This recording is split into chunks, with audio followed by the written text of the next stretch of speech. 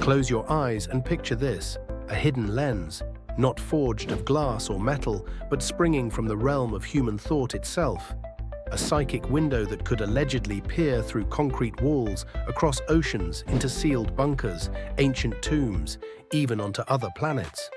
Imagine witnessing events unfolding halfway across the globe with nothing but your mind at the viewer's seat. This is remote viewing, a strange crucible where espionage met mysticism, and where the US government, for decades, quietly funneled millions into exploring just how far the mind might reach. By the late 19th century, strange ideas were percolating at the edges of Victorian scientific inquiry. Figures like William Crookes, originally celebrated for his work on cathode rays, and Alfred Russel Wallace, co-discoverer of evolution by natural selection, both lent serious attention to psychic phenomena like clairvoyance and telepathy. Though today these ideas are often dismissed, their investigations signaled the start of a long, uneasy tug-of-war between skepticism and open-minded exploration. Come the 1930s, J.B. Rhine at Duke University embraced experimental rigor. He coined the term ESP and famously ran card-guessing experiments, Xena cards, with statistically significant hits at times, but also drew critics who flagged potential flaws in methodology. Fast forward to the fevered Cold War climate of the 1970s. Rumors swirled that the Soviets were investing in psychic warfare claims ranged from goat-killing thought beams to mines that could apparently lift secrets from behind vault doors. Regardless of how much was exaggeration, the US intelligence world took notice. In 1972, the CIA granted just $874 to a small pilot study led by physicists Harold Perthoff and Russell Targ at the Stanford Research Institute. That modest seed sprouted into a full-fledged research effort. With early curiosity solidified, research expanded across decades under an assortment of program names: Scan8, Gondola Wish, Sunstreak, Grill Flame, before consolidating into the Defense Intelligence Agency's Project Stargate.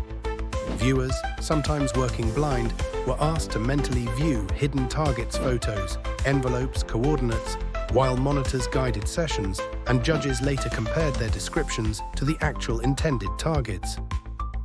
The lore of remote viewing brimmed with dramatic tales. One claimed case tells of a viewer allegedly pinpointing a downed Soviet spy plane teeming with a nuclear cargo.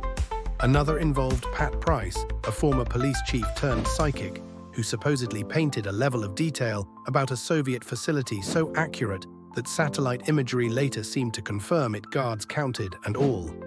Then there's Uri Geller, the showman who once was handed an envelope containing the word fuse.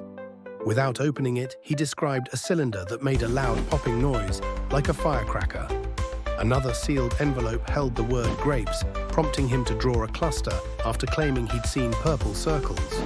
Were these moments of genuine psychic insight, or showmanship, or lucky guesses? And some stories ventured into the extraterrestrial. Remote viewers who allegedly described vast pyramids and alien beings on Mars, or sought after the Ark of the Covenant buried beneath layers of Earth, watched over by non-physical guardians. These buffeting tales, however, remain firmly in the realm of anecdote. When the Iranian hostage crisis erupted in 1979, Project Stargate's methods were pressed into service. Sessions were run in an effort to locate hostages or understand their captors' operations. Yet, when the dust settled, no actionable intelligence emerged. It proved a clear demonstration. Even if something was being seen, it wasn't yielding usable results for military or diplomatic operations. By 1995, after roughly 20 years of intermittent funding, totaling around $20 million, the CIA reached for a final evaluation. The American Institutes for Research stepped in, with statistician Jessica Utz concluding there might be a statistically significant but incredibly weak effect. On the other side, psychologist Ray Hyman found that the results were vague, open to biased interpretation, unrepeatable in tight controls, and practically useless. Their joint review ultimately led to Project Stargate being shut down and made partially public. Digging deeper, skeptics like David Marks reanalyzed early data from SRI and identified subtle cues, timestamps, serial numbers, ordering of transcripts, that could unconsciously steer judges to match descriptions with targets. Once those cues were removed, performance reliably dropped to chance. The issue of experimenter bias surfaced too.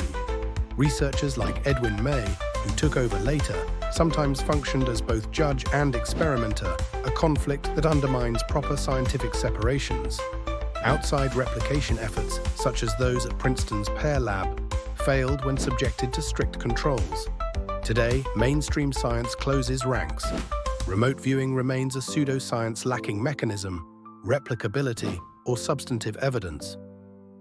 Despite or because of its scientific failure, remote viewing refuses to vanish. It survived as a cultural meme that inspires books, movies, metaphysical courses, and endless conspiracy buzz. The Men Who Stare at Goats, a satirical fictionalization, lifted the concept into the mainstream. Some former viewers even market seminars today, teaching techniques for accessing the unseen through meditation or altered states. Why this enduring fascination? Perhaps because it speaks to a timeless hunger, to believe the mind is more than neurons, that consciousness can stretch beyond our bodies, that seeing without seeing is somehow possible. Remote viewing didn't just survive in dusty archives or old documentaries. It found new life in the digital age, especially in online communities where curiosity reigns. One such hub is the remote viewing subreddit, a gathering place where enthusiasts, skeptics, and aspiring practitioners exchange ideas, compare notes, and share blind target sessions. Far from fading into obscurity, the practice is evolving. Users post coordinates, set up practice targets, and engage in public sessions to see who can describe hidden images or locations most accurately. There's even a growing number of newcomers exploring the practice not as a spy tool, but as a form of mental training, intuition sharpening, or consciousness exploration. Some compare it to meditation, others to lucid dreaming. Whether it's true psychic perception or an exercise in focused imagination, the passion is real, and it's growing. What's especially fascinating is how transparent the process is now. On Reddit, you can see every step, the viewer's raw notes, the actual target image, the feedback and community discussion about accuracy. It brings a level of openness and accountability that the secretive government projects never had.